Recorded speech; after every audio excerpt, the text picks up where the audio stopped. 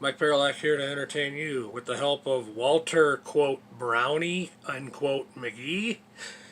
So bring your sweet loving, bring it on home to me, yeah, yeah. Walter McGhee is a blues artist, a legendary blues artist. I discovered him via an episode of Family Ties recently. Apparently he had a sidekick, Sonny Terry, who was on harmonica. Anyways, I watched the first part of an episode called Read 'em and Weep. It kind of prompted me to write this and make this video that I'm making now. It's an episode where the character Jennifer wants to do a book report or paper or whatever for school on Huckleberry Finn. A book that apparently was banned by the school system, and though she cannot, according to them, but she does it anyways because, you know, free speech and that whole thing that we're dealing with right now. Anyways, I got the idea, you know, given that story, you know, maybe it was that book and that story that prompted MLK, you know, maybe at least in part, where he got the idea for judged by the content of someone's character as opposed to their color, ethnicity, or race. This was food for thought. One of the reasons it was banned is because the Huck Finn refers to his friend in the story as Nigger Jim. I think that's hypocritical when you know, all these kids nowadays, hey, my nigga. But, you know, hypocrisy seems to be one of many of the essence of human nature.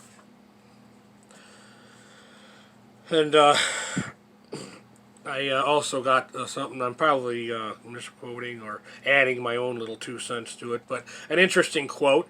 The hottest places in hell are reserved for those whom remain neutral on important moral issues of a given era.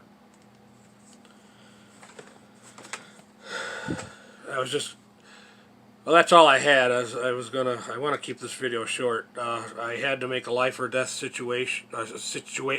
a life or death decision less than 5 minutes ago before I hit record on this thing.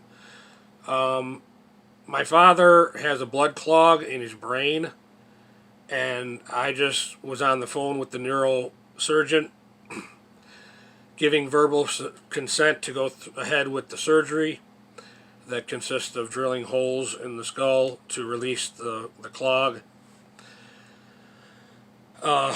They needed somebody who understood the risk and everything, and I said I saw a documentary on PBS pertaining, or something similar to this. It probably wasn't this situation, but anyways, I understood enough of the technicals to give verbal consent. I made them understand my father is a ward of the state. I've been working my ass off for the last 20 years to make sure I don't become a ward of the state. So make sure you understand I am under no financial obligations for this man. And they said, oh yeah, I understand, the doctor said. But anyways, yeah, I didn't know I'd be waking up early on a Sunday morning and giving consent to a life or death decision. The fact that the neurosurgeon called me means obviously they were probably pretty desperate to get a hold of somebody who was sound mind. I don't know, maybe that's my ego talking, I don't know. Alright, I hit pause on this and paste a little bit so I can calm myself down. There was one other thing I did want to mention about that Walter Brownie McGhee. That song, Bring It On Home to Me, I'm actually more familiar with the John Lennon cover of it. My father had that record. John Lennon sings rock and roll. If my memory serves me correct, I think that's the one it's on. Okay, that'll do it. I don't want this video to be too long. Mike Paralack, thank you for your time.